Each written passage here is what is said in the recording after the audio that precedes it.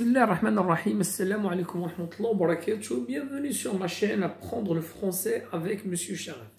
Alors, toujours dans le cadre du roman Athènes, le dernier jour d'un condamné de l'écrivain français Victor Hugo, on va poursuivre la lecture du reste des chapitres de ce roman.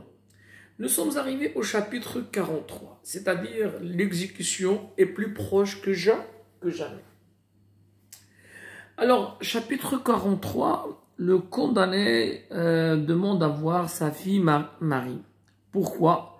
Parce que l'heure de son exécution est plus proche, ou bien est arrivée tout simplement. Alors, on lui a mis une petite robe qui lui va bien. C'est-à-dire, lui, c'est Marie, la fille du condamné.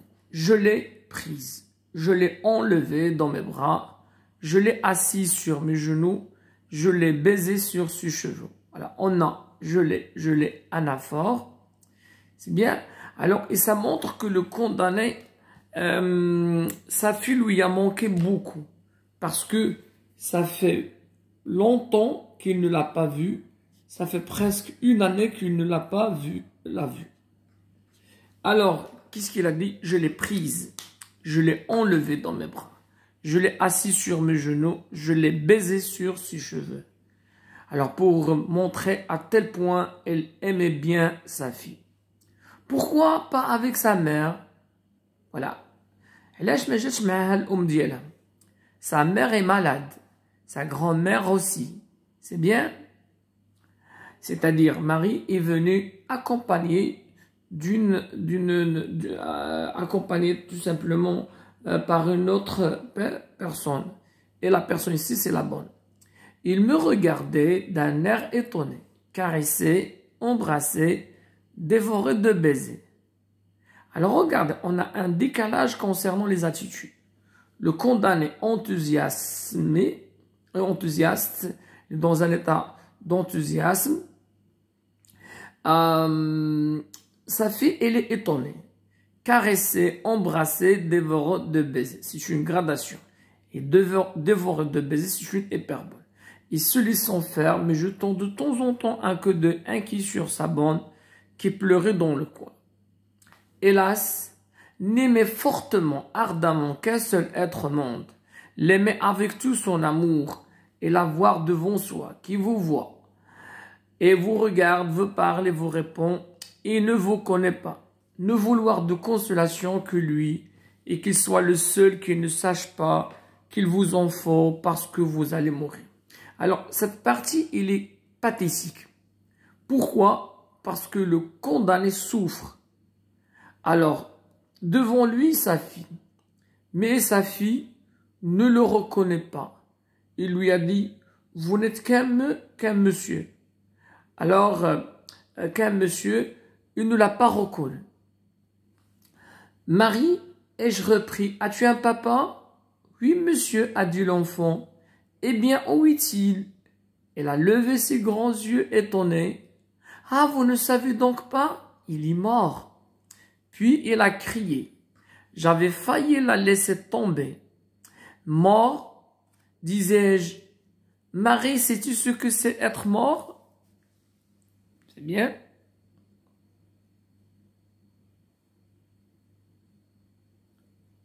Marie, sais-tu ce que... Il faut s'assurer que Marie sait qu'est-ce que ça veut dire mort.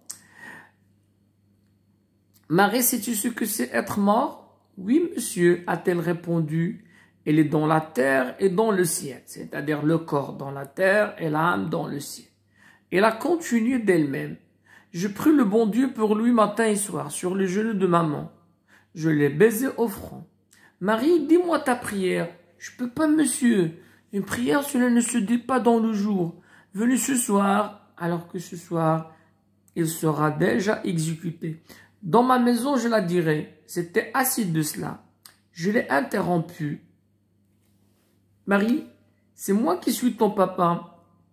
Ah, m'a-t-elle dit. J'ai ajouté, veux-tu que je sois ton papa? L'enfant s'est détourné. Non, Mon papa était beaucoup... Non, non. Mon papa était bien plus beau. C'est bien?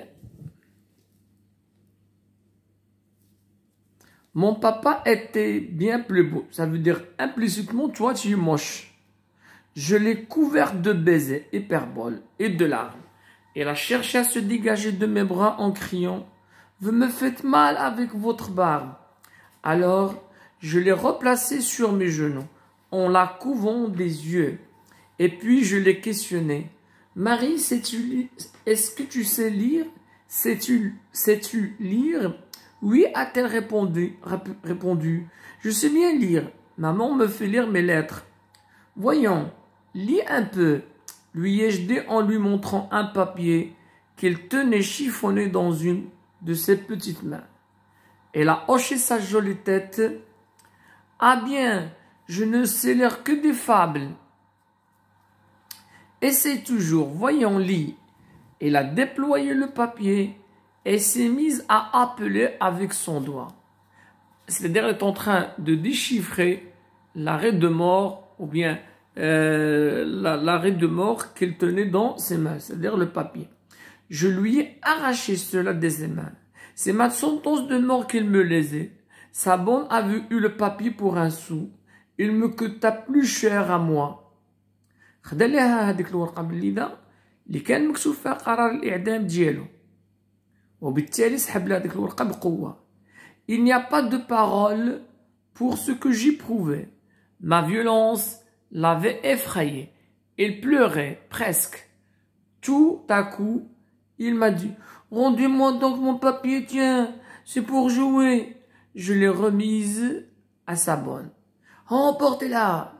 Et je suis retombé sur ma chaise, sombre, triste, désert, désespéré. À présent qu'il devrait venir, alors le condamné se résigne, c'est-à-dire il accepte sa mort. Je ne tiens plus à rien, désespoir. La dernière fibre de mon cœur est brisée. Je suis bon pour ce qu'ils vont faire. Alors passons aux questions.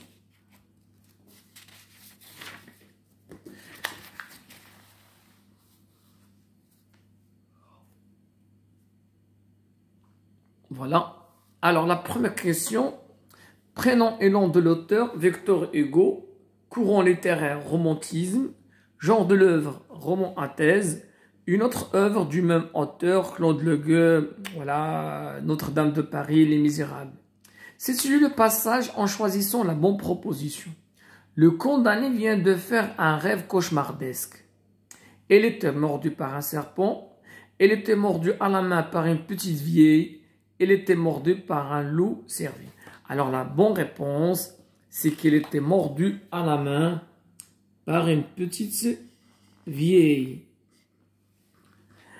Les informations suivantes sont-elles vraies ou fausses? Justifiez chacune de vos réponses en citant une phrase du texte. Marie est accompagnée par une autre personne. Vrai. Jetant de temps en temps un coup d'œil inquiet sur sa bonne. C'est dans le texte. Voilà la justification. Jetant de temps en temps un coup d'œil inquiet sur sa bonne. Passons, d'accord, aux autres questions. Marie veut bien que le narrateur soit son papa. C'est faux. Non, mon papa était bien plus beau. Marie lit au narrateur une lettre de sa mère. C'est faux. C'est ma sentence de mort qu'il me lisait. Le narrateur est satisfait de cette rencontre. C'est-à-dire, il était content. Je suis retombé... Ah là, c'est faux d'abord.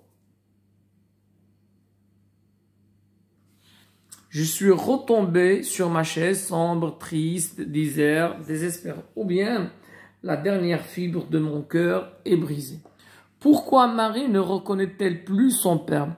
Parce que son père a beaucoup changé physiquement, ou bien il y a un an qu'il n'a pas vu son père. Relever 2 mots appartenant au champ lexical de l'affection. L'affection, ça veut dire l'amour, d'accord, tout simplement, la tendresse. Alors, embrasser, aimer, caresser, baiser. Il a cherché à se dégager de mes bras en disant, vous me faites mal. Alors, transposer cette phrase au discours direct, sachant que le narrateur rapporte quoi? Ses propres paroles. C'est-à-dire, c'est le condamné qui rapporte les paroles. Alors, qu'est-ce qu'on va dire? Il me regardait d'un air étonné. Pardon. Alors, c'est ça. Il me regardait. Pardon, s'il vous plaît. Ah, c'est ça.